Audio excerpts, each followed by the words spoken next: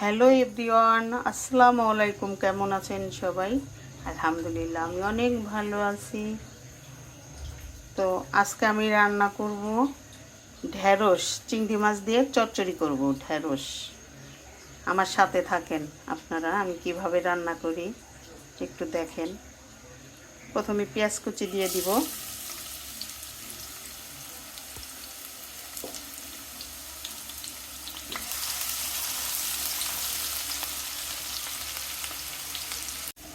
অল্প করে একটু রসুন বাটা দিয়ে দিব। এখন একটু কষানোর জন্য একটু পানি দিয়ে দিব।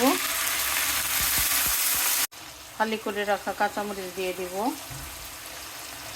দিব হলুদ গুঁড়ো, সামান্য একটু মরিচ গুঁড়ো দিয়ে দিব, পরিমাণ মতো লবণ দিয়ে দিব। এখন দিয়ে দিব ধুয়ে রাখা চিংড়ি মাছগুলো।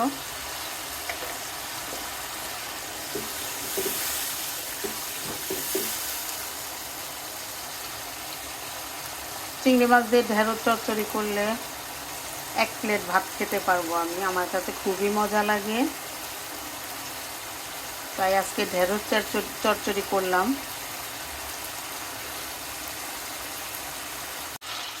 এই তো মশলা কষানো হয়েছে, এখন আমি ঢেঁড়সগুলো দিয়ে দিব।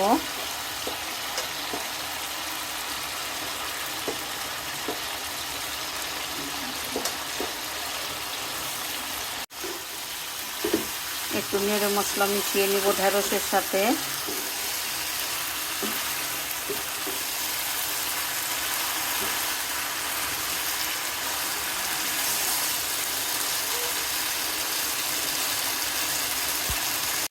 সামান্য পরিমাণে একটু ঝোল দিয়ে দিব, বেশি ঝোল দিব না, চচ্চড়ি করব যে। এখন আমি ঢেকে কিছুক্ষণ রান্না করে নিব।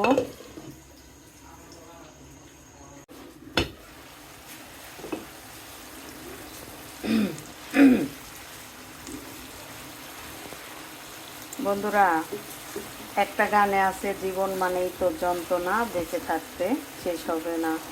তো মেয়েদের জীবনে মনে হয় একটু বেশি যন্ত্রণা, তাই না বন্ধুরা? তো আপনাদের সাথে কথা বলতে বলতে আমার ঢেঁড়স চচ্চড়ি হয়ে গিয়েছে।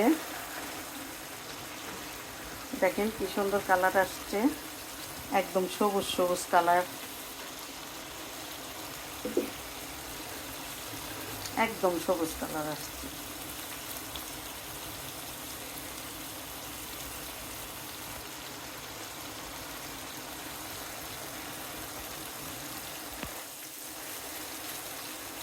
আমার এই ঢেঁড়স চচ্চড়ি রেসিপি যদি আপনাদের ভালো লেগে থাকে তাহলে অবশ্যই লাইক, কমেন্ট, শেয়ার করবেন।